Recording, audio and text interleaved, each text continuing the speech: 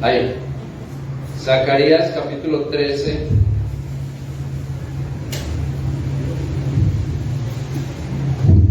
Voy a dar una enseñanza, ¿cierto? Voy a dar una enseñanza, entonces espero que no se vayan a dormir. Claro que hasta ahora no es para que se duerman, pero de pronto, ¿cierto? Zacarías capítulo 13, versículo 7.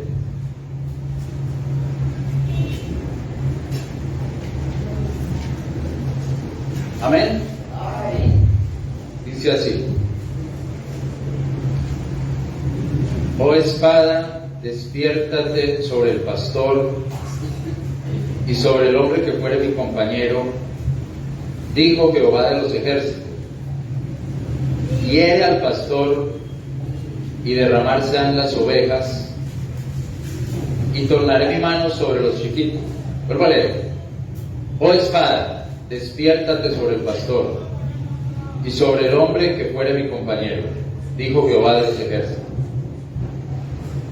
Hiere al pastor y derramarse han las ovejas, y tornaré mi mano sobre los chiquitos. Amén.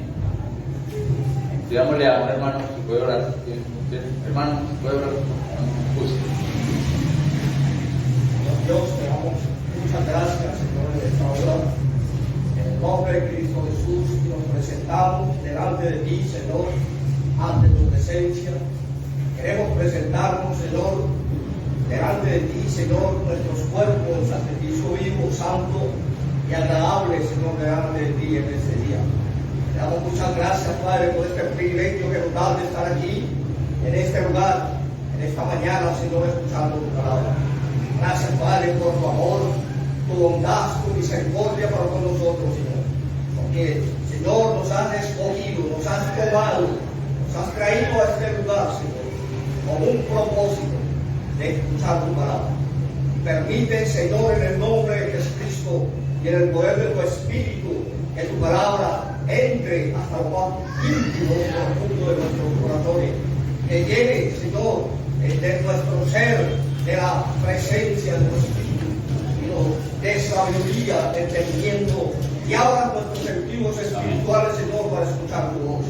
Señor, echa fuera todo espíritu maligno, Señor, que haya en este lugar, que el Espíritu de Dios se mueva con libertad dentro de este lugar, y que tú uses, Señor, al pastor Fabio, Señor, para transmitir este mensaje, Señor, que le dé sabiduría y discernimiento, Señor, que podamos, Señor, estar atentos, unánimes, Señor, para escuchar tu voz. Señor, gracias por este tiempo, este momento, Señor. Dejamos todo en tus poderosos manos. La honra y la gloria, Señor, que vamos a ti, en el nombre de Cristo Jesús. Amén y amén. Gracias, hermano.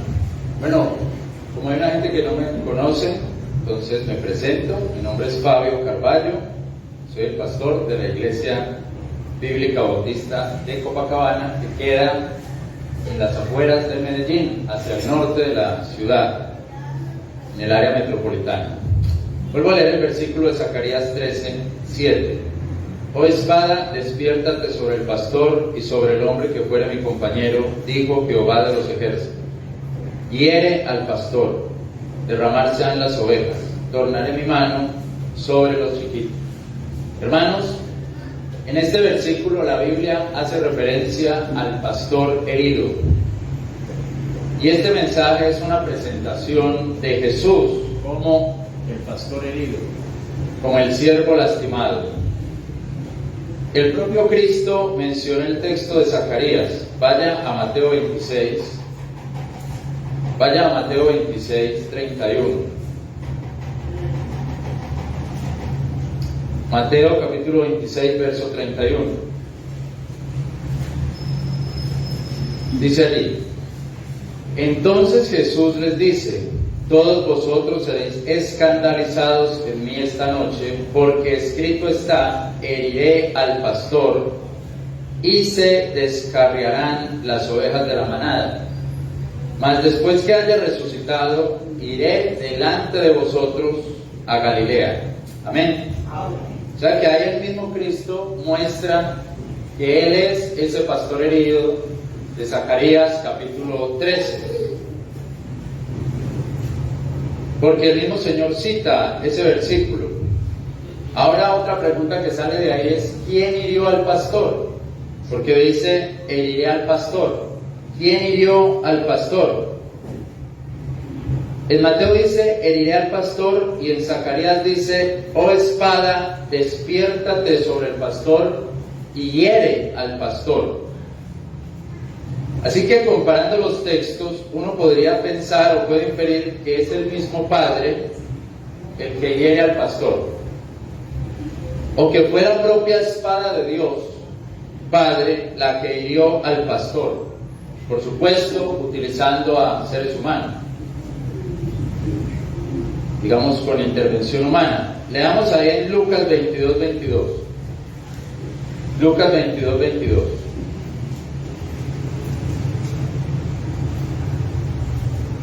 Amén.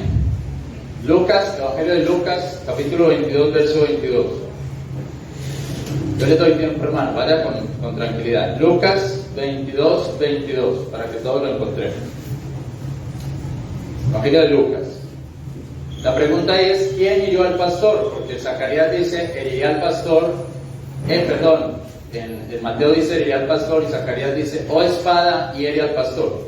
Lucas 22:22 dice, y a la verdad el Hijo del Hombre va según lo que está determinado, empero hay de aquel hombre por el cual es entregado. Dice, el Hijo del Hombre, que es el Señor Jesús, va según lo que está determinado, o sea, debe ser lo que ha determinado Dios, según lo que está determinado. Empero hay del hombre por el cual es entregado, o sea que ahí de todas maneras está la responsabilidad del hombre. Actos de los Apóstoles capítulo 2, verso 23. 2:23 de los Actos. Amén. Vaya tranquilamente, hermano. Actos 2:23, hermano. Amén. Dice allí, a este entregado por determinado consejo, a este es a Jesucristo, entregado por determinado consejo y providencia de Dios. Ahí vemos que es Dios quien le entrega. Tomándole vosotros, le matasteis por manos inicuas, crucificándole. Así que uno diría, ¿quién hiere al pastor? Para empezar uno diría, bueno, el mismo Padre le entrega. El mismo Padre le entrega para ser herido. La providencia de Dios. Ahí se nota entonces que fue la misma providencia de Dios la que entrega al Hijo del Hombre. El Padre hiere, aunque por supuesto con la participación de los hombres. Así que cuando el Señor Jesús cita heriré al pastor, refiere también a la voluntad de Dios que lo pasa por esa herida. Y un texto muy importante, mis hermanos, que corrobora esto está en Isaías 53:10. El libro del profeta Isaías, versículo 53, verso 10. Estamos hablando del Señor Jesús como el pastor herido. Isaías 53:10. Amén. El libro del profeta Isaías, capítulo 53, versículo 10 dice, con todo eso Jehová le quiso moler, sujetándole a enfermedad. Ya con esa pequeña parte ya nos damos cuenta. Jehová le quiso moler, sujetándole a enfermedad. Dios lo puso en el sufrimiento, lo hirió, sujetándole a enfermedad. Claro, dice después, cuando hubiere puesto su vida por expiación, verá linaje, vivirá por largos días, y la voluntad de Jehová será prosperada en su mano. Así que uno podría decir primeramente, ahí vemos la voluntad de Dios hiriendo al pastor, que es el Señor Jesucristo. El texto de Zacarías 13 dice también, vuelvo a leerlo a favor de ustedes, Zacarías 13, dice también allí, 13:7, oh espada, despiértate sobre el pastor y sobre el hombre que fuere mi compañero, o sobre el hombre mi compañero. Ahí te dice, bueno, pero ¿quién es el compañero? Hirió al pastor y el Señor Jesucristo dijo que era el pastor. Pero ¿quién es el compañero? Lo más, hermanos, que parece es que se habla de la unidad de Dios, del mismo Señor Jesucristo. El compañero herido como el mismo Hijo de Dios. En los términos más sencillos, Jesús es uno. Bueno, eso no es tan sencillo, pero lo que sabemos. Jesús es uno con el Padre y tienen una perfecta compañía, una perfecta unidad. Lo que Jesús hablaba era lo que el Padre le decía que hablara. Lo que Jesús hacía era la voluntad del Padre. O sea, no estaban separados el uno del otro en su accionar. Jesús hacía la voluntad del Padre. Así que cuando la espada de Dios está haciendo justicia o está hiriendo al pastor, no lo está justiciando por algo malo que haya hecho, porque al fin y al cabo estaba haciendo la voluntad del Padre. Está justiciando a su compañero, al Hijo de Dios, por el pecado de nosotros. Es por nuestro pecado, por el pecado de la humanidad, que viene esa justicia sobre Él, pero no por lo que Él haya hecho, sino por nosotros. Esa compañía creo yo que es perfecta todo el tiempo, hasta cuando el Señor Jesús dice, Padre, ¿por qué me has desamparado? ¿Por qué me has abandonado? Ahí ya es como que hubiera una separación. Padre, ¿por qué me has desamparado? Pero todo el tiempo está esa compañía, esa unión. Mire ahora Isaías 55. Isaías 55.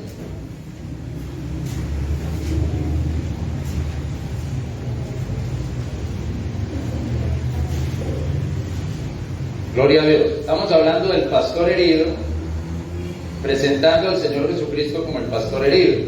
Isaías 55 dice allí: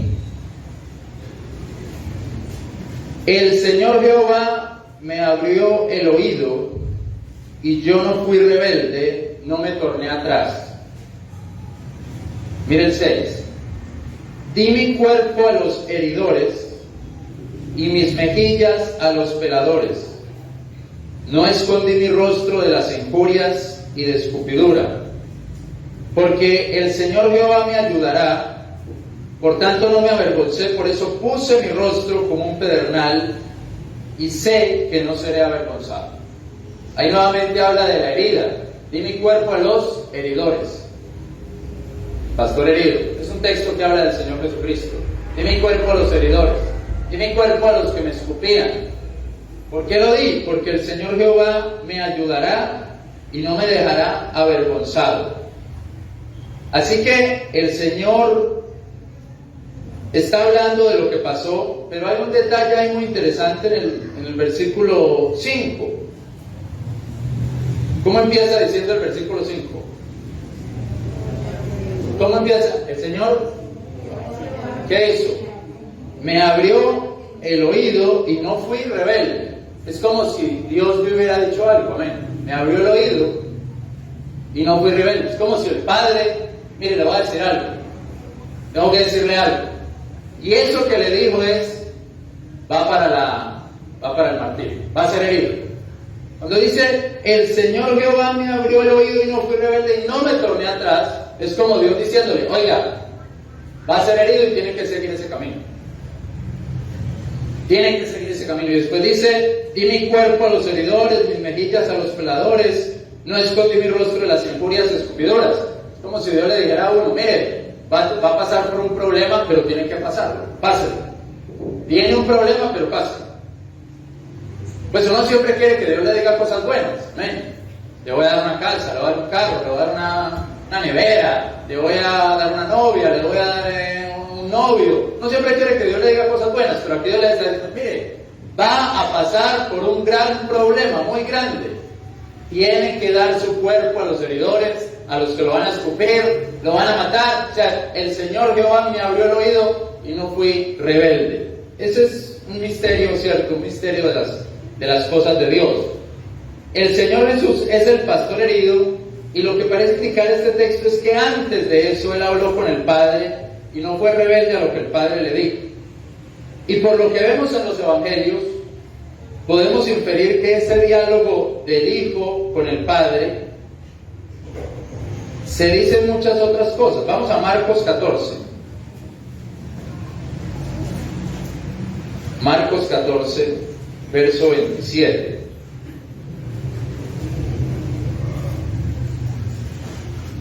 Este es después de la Pascua, después de la cena, donde ya el Señor va a ser entregado.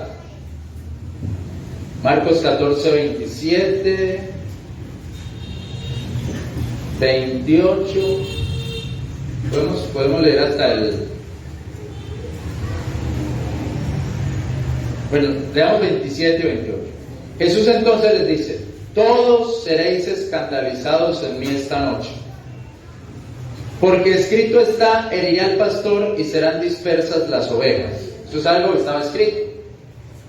Mas después que haya resucitado, iré delante de vosotros a Galilea. Entonces Pedro le dijo: aunque todos sean escandalizados, mas no yo. Como que Pedro le dice: mire, todos van a ser escandalizados, pero yo no. Yo voy a seguir ahí firme con usted. Todos lo van a abandonar, pero yo no. Estoy dispuesto a ir con usted hasta la cárcel y hasta la muerte. No voy hasta la muerte, voy hasta la muerte. Pero el Señor dice: todos van a ser escandalizados. Y Pedro lo corrige: no, todos no, menos yo. Hay uno que no, yo no.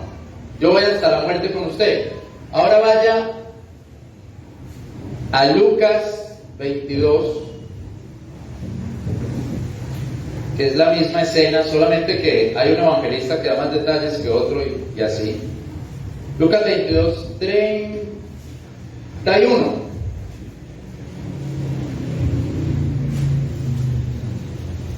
Para que mire lo que le estoy diciendo.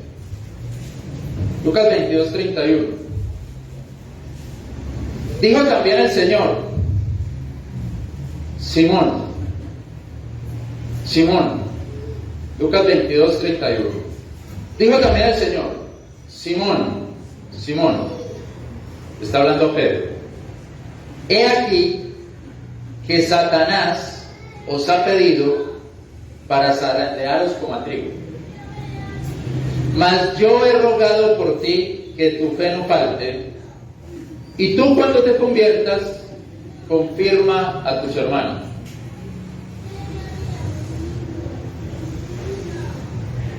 Todo esto está pasando más o menos en el mismo tiempo, y nosotros sabemos que Pedro negó al Señor 3 veces. Después de estas palabras, él lo negó 3 veces.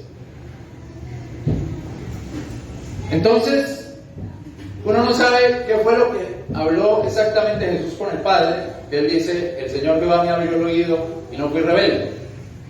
Pero algo que posiblemente, muy seguramente pasó ahí, es que se revela que Pedro lo va a negar, o que Satanás está pidiendo a Pedro para zarandearlo. Porque el Señor le dice a Pedro: Satanás os ha pedido para zarandearos como a trigo. Mas yo he rogado por ti que tu fe no falte, y cuando te conviertas, tú confirmes a tus hermanos. Hermanos, si algo pensaría yo acá de Pedro, es que Pedro no está convertido. Porque le dice: tú cuando te conviertas. Pero ¿cómo Pedro no va a estar convertido si Pedro dijo: tú eres el Cristo, el Hijo del Dios vivo? Amén. Tú eres el Cristo, el Hijo del Dios viviente. ¿Cómo no va a estar convertido? Esto no te lo reveló la carne ni la sangre, no el Padre que está en los cielos. Pero parece que todavía Pedro no cree en el sacrificio. Cree en el gran Dios todopoderoso, pero le falta creer en la sangre, le falta creer en el sacrificio de la cruz. Y no hay conversión hasta que uno no cree en el sacrificio del Señor Jesucristo. Amén. La gente puede creer en Dios todopoderoso, Dios grandioso, Dios que hace todo, Dios que manda rayos, que habla con los truenos. Sí, no, la gente puede creer en todo eso. Pero si no creen en el sacrificio del Señor Jesucristo, no hay conversión. Ahora, como estos son textos de transición, uno dice, bueno, entonces Pedro, ¿qué? Bueno, Dios está llevando a todos a creer en la cruz, en la sangre. Hace años yo hablaba con alguien, con una psicóloga, y ella me decía, Fabio, ¿por qué no me invita a las misiones que ustedes hacen? Yo quiero ir, porque yo salía con las hermanas de la presentación y salíamos a hacer misión por allá, a los pueblos, y me gustaría ir con ustedes también. Y yo le decía a ella, yo no me acuerdo cómo llamaba, Marcelo, no me acuerdo cómo llamaba ella, pero yo le decía, dígame una cosa, Mónica, ¿usted qué piensa de la sangre de Cristo? ¿Usted cree en la sangre de Cristo? ¿Usted cree en el sacrificio del Señor Jesucristo en la cruz? Y ella me dijo, para mí no tiene mucha importancia. Yo creo en un Dios todopoderoso, un Dios grandioso. Entonces yo, cuando ella me dice eso, yo simplemente pensé, pues yo no la puedo llevar. ¿Cómo voy a andar yo con alguien que no cree, hacer misión con alguien que no cree en el sacrificio del Señor Jesucristo? Que ni lo entiende, aunque estudió con las monjas de la presentación. Que ni lo entiende. Entonces, si hay un problema para los predicadores, para los que van a llevar la palabra, es comprender que Cristo murió, que Cristo fue sacrificado, que Cristo fue entregado para la salvación del mundo, que ese sacrificio no fue en vano, que fue escupido, que fue herido, que fue el pastor herido. Pero una persona que sale a predicar y no entiende, no comprende, no se ha convertido, ¿qué ganancia puede traer? ¿Qué iglesia puede ser esa? ¿Qué grupo puede ser ese? Alguien que no está predicando el sacrificio del Señor Jesucristo. Por eso Pedro necesita hacerlo para poder hablar con sus hermanos, para poder llevar a sus hermanos a esa fe. Ahora, mis hermanos, algo muy tremendo que pasa es que Satanás aprovecha el momento más difícil de Pedro para zarandearlo. Amén. Cuando ya no va a estar con su maestro, ahí es donde Satanás aprovecha. Ahí, cuando ya el pastor va a estar herido y va a estar preso, ahí es que Satanás aprovecha. Satanás no solo busca nuestra caída, también se aprovecha de nuestra debilidad. Mira, hermanos, hay gente a la que le pasa cualquier cosa y ellos dicen, eso fue el diablo. Cualquier cosa que pasa, ellos dicen, eso fue el diablo. Una persona llega tarde al culto y uno le pregunta, hermano, ¿por qué llegó tarde? Y le dice, hermano, el diablo. Una hermana no llega a evangelizar o no llega, no sé, a hacer la comida, apoyar a la hermana, ¿qué pasó? ¿Por qué no llegó? No, venía con todo el ánimo, venía por el camino, venía muy animada. Me encontré con una compañera, una amiga de hace 30 años y vea, me detuvo. Es que el diablo sí es muy astuto. Hermanos, fue el diablo. Ojalá fuera así tan sencillo. Ojalá el diablo nos atacara de esas formas tan fáciles, tan estúpidas. No, él busca ese momento más difícil, más grave, con mayor debilidad para atacar. Como si el diablo le dijera al Padre, bueno, Pedro decía que él iba a estar con Jesús todo el tiempo, Pedro decía que no lo iba a abandonar, Pedro decía que podía pasar lo que sea y que él iba a estar ahí. Dios, ahora que Jesús va a estar allá preso, déjenme, yo le demuestro que Pedro no es nada. Ahora, así como hizo Popó, permítame, yo zarandeo a ese hombre y le muestro que esto es un cuento que él dice. Todo eso que él predica es pura carreta, puro cuento. Y el Señor dice a Pedro, Pedro, te voy a decir algo, Satanás ya te pidió. Yo no lo hago por ti, pero Satanás te va a hacer así, como para que se desparrame ese trigo, para que caiga. Momento más difícil, más complicado. El momento en que Pedro no tenía un apoyo seguro, pues su maestro lo dejaba solo. Ahí es cuando Satanás aprovecha para tentarlo.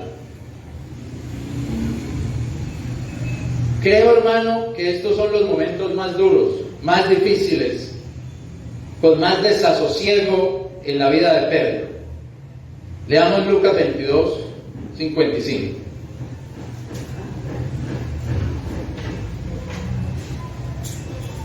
Lucas 22, 55.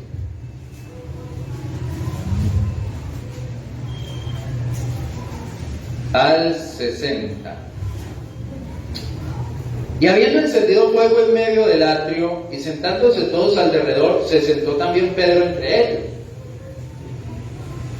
O sea, esta era una reunión ahí social en medio del fuego y quién sabe qué estarían tomando ahí, sidra. Y como una criada le vio que estaba sentado al fuego, puesto los ojos en él, dijo: y este con él era. Entonces él lo negó diciendo: mujer, no lo conozco, no le conozco.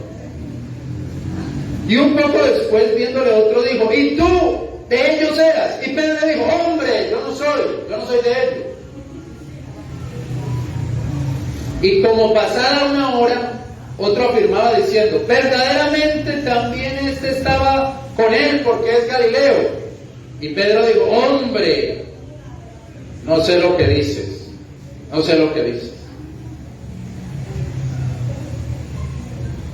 Mis hermanos y mis hermanas, directamente, de una manera directa, Pedro negó al Señor una sola vez. Es la primera vez. Cuando le dice la criada,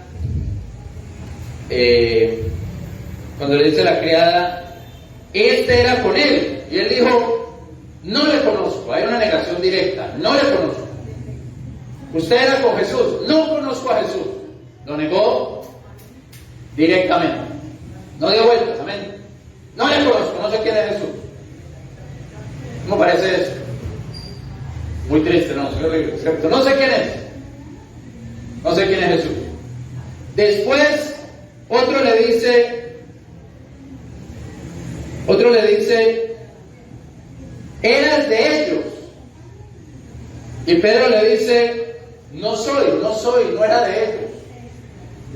No soy de ellos, es que no soy de ese grupo, no hago parte de ese grupo. Es casi que decir: yo no soy de la iglesia. Amén. Yo no hago parte de esa iglesia.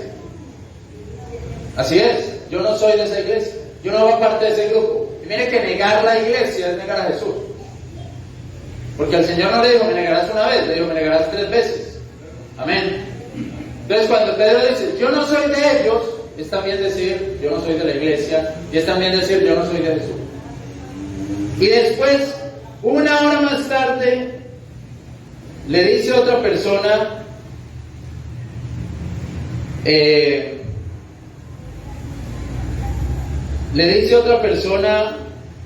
este es de ellos porque es un Galileo.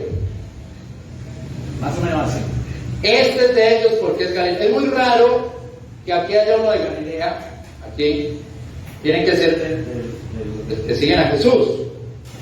Podría ser: este es de ellos, pues es muy raro que haya aquí un Galileo con nosotros, a no ser que sea de ellos. Porque el que está preso trajo a su gente desde Galilea. Es más, Jesús llamó a sus primeros discípulos en Galilea. Por eso este que habla como Galileo debe de ser de ellos. Pedro le dice: no soy. No, Pedro dice: sí, no soy. No, Pedro dice: no sé lo que dices. Eso es lo que dice Pedro. Primero dice: no le conozco. Después dice: no soy de ellos. Y después dice: no sé lo que dices. Entonces me parece, hermanos, que en un primer momento Pedro niega al Señor directamente. En un segundo momento niega a la iglesia. Y después niega la obra de Dios en su vida. Porque ¿dónde lo llamó el Señor? En Galilea. Niega lo que Dios había hecho en su vida. Y eso es negar a Cristo. Negar al Señor directamente. Negar la iglesia, negar el grupo que tenemos los hermanos. Y negar la obra de Dios en nuestras vidas es negar a Dios. Eso es negar a Dios. Yo no sé lo que usted está diciendo, yo no soy de allá. Usted es verdad que usted dice que ya es cristiano, que ya Dios lo llamó, que ya Dios le dijo: no, yo no sé lo que usted está diciendo, no entiendo lo que usted está diciendo. Eso es negar al Señor. Pero hermanos, una cosa muy interesante. Jesús dice, yo he rogado por ti. Lucas 22, 32. Yo he rogado por ti que tu fe no falte. Lucas 22. La pregunta que yo me hago es, ¿sirvió la oración del Señor Jesucristo o no? Así lo hayan negado 3 veces. ¿Sirvió el ruego de Jesucristo por Pedro? Así Pedro lo han negado 3 veces. Debe haber servido. Que le intercede por nosotros, amén. Señor, ¿pero qué va a servir si te negó 3 veces? O sea, eso no sirvió. No, pues, si oró fue el Señor Jesucristo. No oró Fabio Carballo, ni Arnulfo Cuero, ni Lorenzo González. No, el que oró por Pedro fue Jesucristo. Eso tiene que haber servido, aunque lo negó 3 veces. Y lo negó después de que Jesús oró. Porque Jesús dijo, yo he rogado por ti. Yo he rogado por ti. Entonces, mis hermanos, mis queridos hermanos, creo yo, no sé si ustedes están de acuerdo conmigo, que le quedó un poquitico de fe a Pedro, un poquitico. A pesar de las 3 negaciones, alguna cosita le quedó. Y eso que le quedó se manifestó cuando el Señor Jesucristo lo miró. Lucas 22, 61. Leamos el 60. Y Pedro dijo, hombre, no sé lo que dices. Y luego, estando aún él hablando, el gallo cantó. Entonces, vuelto el Señor, miró a Pedro. Y Pedro se acordó de la palabra del Señor, como le había dicho. Antes que el gallo de voz me negarás 3 veces. Parece que el Señor estaba como en un lugar donde podía ver a Pedro. Como en el patio, lo llevaron al patio y Pedro estaba afuera, y donde estaba Pedro podía ver al Señor. Y dice que cuando él lo negó la 3ª vez, el Señor miró. El Señor lo miró. Y Pedro vio que él lo estaba mirando. Y cuando Pedro vio que lo estaba mirando, se acordó de lo que le había dicho. Y lloró amargamente. Y lloró amargamente. ¿Eso es qué? Eso es un momento de conversión, eso es un momento de arrepentimiento. Eso es un momento de arrepentimiento. Muy fuerte. Eso es un momento de total arrepentimiento. Es como si Jesús le hubiera dicho al Padre, te ruego que no falte la fe de Pedro y déjame darle la última mirada antes de morir. La última mirada antes de morir. Eso es un momento de arrepentimiento, un momento muy difícil para Pedro. La última mirada del Señor Jesucristo a él. Y ahí él recordó todo. Ahí recordó lo que él le había dicho para completar el gallo cantó.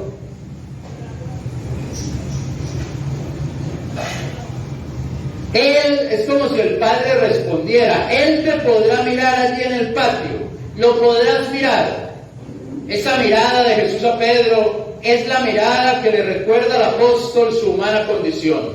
Es la mirada que le recuerda que él no puede cumplir lo que prometió, que él no fue capaz de ir a la cárcel con Jesús, que él no fue capaz de ir a la muerte con su maestro. Esa mirada del Señor Jesús a Pedro es la mirada del Señor a nosotros cuando estamos en los momentos más difíciles, más duros, y recordamos que no le hemos servido como dijimos que le íbamos a servir, y recordamos que no le hemos servido como le gritábamos al mundo que le íbamos a servir. Esa mirada de Jesús a Pedro es cuando Satanás casi que le tenía con su pie en el cuello de Pedro, y así con nosotros. Es la mirada del Señor, como cuando Satanás nos tiene agarrados, nos tiene con la pata así de Satanás sobre nuestro cuello y dice, aquí te tengo, y ahí el Señor nos mira. Ahí el Señor nos mira, como lo Pedro, y nosotros en esa humana y baja condición nos acordamos que no le hemos servido como dijimos que le íbamos a servir. Amén. Y entendemos y comprendemos lo que Él es. Encontramos en esta escena al pastor herido. Encontramos a Satanás prácticamente venciendo, triunfando. Porque el mismo Señor Jesucristo dijo ahí: este es el momento de las tinieblas. Así lo dijo. Este es el, cuando llegaron con Él con palos.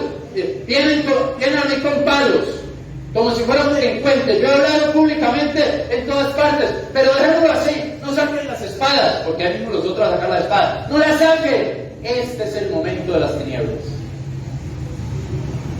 Este es el momento de... Encontramos a un Pedro llorando, arrepentido, después de la mirada de su maestro.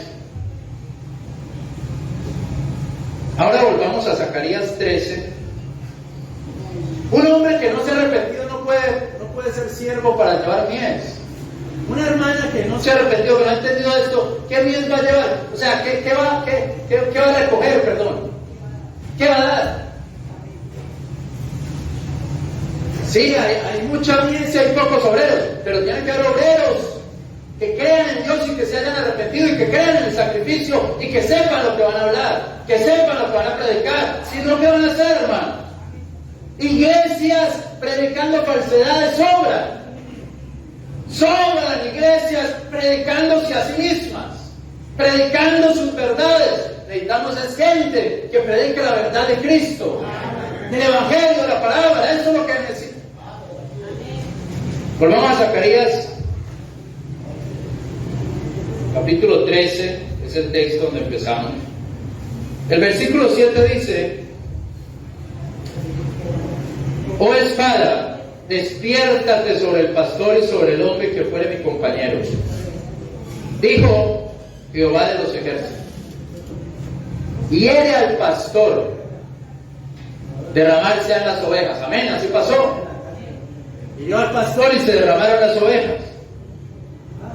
Y tornaré mi mano sobre los chiquitos. Esta última parte es un poquito difícil. Algunos comentaristas dicen: y ayudaré a mi pequeño rebaño. ¿Qué quiere decir? Y ayudaré a mi pequeño rebaño. Y otros comentaristas dicen: lo que quiere decir es: también sufrirá mi pequeño rebaño. Cuando la manada se dispersa, también sufrirá mi pequeño rebaño. Lo que yo puedo decir es que el trato de Dios con ese rebaño, con esas ovejas, también viene desde el sufrimiento. También es una purificación. Es una purificación que ayuda. O si no, mira el versículo 8 y 9 de Zacarías 13. Y acontecerá en toda la tierra, dijo Jehová, que las dos partes serán taladas en ella y se perderán, y la tercera quedará en ella. 9. Y meteré en el fuego la tercera parte, fundirlo sé como se funde la plata, probarlo sé como se prueba el oro. Él tocará mi nombre, yo lo oiré y diré: mi pueblo es, y él dirá: Jehová es mi Dios. La purificación del pueblo de Dios es un proceso doloroso. Como se funde la plata, el oro o la plata. Como se funde la plata, como se prueba el oro. Es un proceso con dolor. Así que cuando dice: pondré mi mano sobre mis chiquitos, también lo que está diciendo es: los probaré. También tendrán que pasar por esa aflicción. Y de esa aflicción saldrán purificados. Y creo que Pedro lo entiende muy bien. O lo entendió muy bien. Primera carta de Pedro 1:6. Primera carta del apóstol Pedro, capítulo 1, verso 6. 1:6. Primera carta del apóstol Pedro, capítulo 1, versos 6 y 7. Busque tranquilamente, hermanos. Primera carta de Pedro 1, 6 y 7. En lo cual vosotros os regocijáis grandemente, estando al presente un poco de tiempo, si es necesario, afligidos, en diversas tentaciones, para que la prueba de vuestra fe, claro, Pedro sí sabía lo que era una fe probada, con Satanás ahí cogiéndolo, agarrándolo, ahorcándolo, y apenas agarrado ahí de un poquito de su fe, para que la prueba de vuestra fe, muy más preciosa que el oro, el cual perece, mas empero es probado con fuego, sea hallada en alabanza y gloria y honra cuando Jesucristo fuere manifestado. Pedro sabía muy bien que después de la prueba de la fe viene la alabanza, la gloria y la honra. En esa prueba de la fe está la mirada del Señor y las palabras que retumbaban en la mente de Pedro: todos vosotros seréis escandalizados en mí esta noche, porque escrito está, heriré al pastor y se descarriarán las ovejas de la manada. Mas después que haya resucitado, iré delante de vosotros a Galilea. Ahora, hermanos, déjenme pensar en esto cómo lo podríamos aplicar en nuestra vida. Puede que estemos en este momento pasando por una prueba de fe. Puede que en este instante estemos pasando por la fragua del oro, o estemos pasando por la fundición de la plata. Nuestra fe está siendo fundida como la plata. Y es muy probable que algunos de los que estamos aquí estemos siendo zarandeados por Satanás en estos días. Pero sobre todo eso, recordemos que el Señor es quien ruega por nosotros. Cuando yo era católico, yo decía: Santa María ruega por nosotros, Madre de la Divina Gracia ruega por nosotros, Madre Santísima ruega por nosotros, Madre Purísima ruega por nosotros, Madre Castísima ruega por nosotros. Pero ahora yo entiendo que el que ruega por mí es el Señor Jesucristo. Puedo decir todas las formas como le quiera decir a María, ella no ruega por mí. El que ruega por mí es el Señor Jesucristo. Entonces, hermanos, recordemos que aunque nos tenga Satanás ahí zarandeándonos, hay uno que está rogando por nosotros. No olvidemos que su mirada sigue sobre nuestros ojos. Él no está tan lejano como parece. Somos en muchas cosas iguales a Pedro. Cuando no vemos a Dios actuando con todo su poder, nos alejamos y hasta terminamos en malas conversaciones como terminó Pedro. Pero Jesús nos sigue mirando.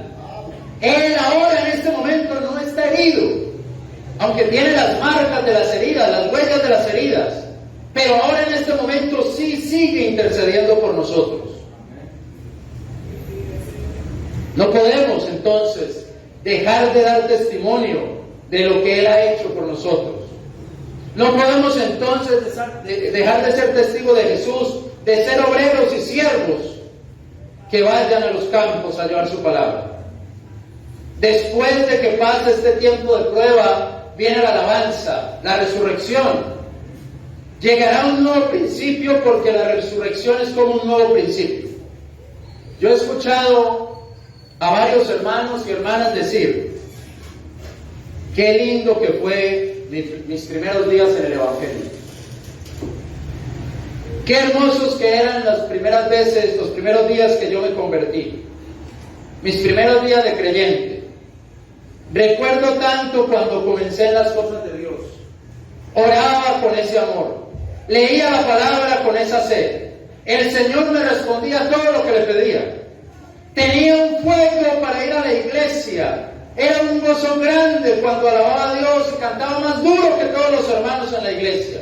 Salía a predicar y siempre estaba pensando a quién llevar. Pero ahora mismo, estoy en tantas pruebas. Satanás me tiene zarandeado.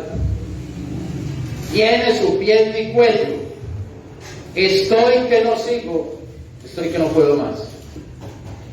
Lo que yo le puedo decir, hermano o hermana, si está en esa situación, es que esté atento, que mire a un lado y al otro, porque en algún punto Jesús lo sigue mirando, recordándole que Él sigue rogando por usted. La alegría volverá, la alabanza volverá, el gozo volverá. Amén. En Mateo 26, 31 al 32 dice: todos vosotros seréis escandalizados en mí esta noche, porque escrito está: heriré al pastor y serán descarriadas las ovejas de la manada. Pero nos falta una partecita. Dice: mas después que haya resucitado, iré delante de vosotros a Galilea. Así que este mensaje también se podría llamar volver a Galilea. Después que haya resucitado, iré delante de ustedes a Galilea. La razón para que el Señor le diga esto, y recuerde que es lo que le dice ese hombre a Pedro: este era Galileo, este era de ellos, ¿por qué era un Galileo? La razón por la que el Señor dice esto es porque allí los llamó. Es volver al principio. Como era bueno cuando empecé, después de la resurrección, él vuelve al principio. Vaya a Mateo 28.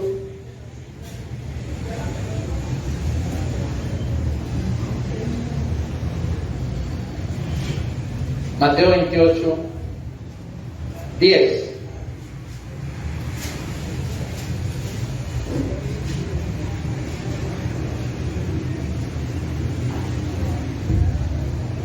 Miren qué versículo tan hermoso, hermano. Este versículo es iluminador, es una luz. Entonces Jesús les dice: no temáis, id, dad las nuevas a mis hermanos, para que vayan a Galilea y allá me verán. Para que vayan a Galilea. Ahora mire el versículo 16. Mas los 11 discípulos se fueron a Galilea, al monte donde Jesús les había ordenado. Como le vieron, le adoraron. Unos dudaban, pero le adoraron.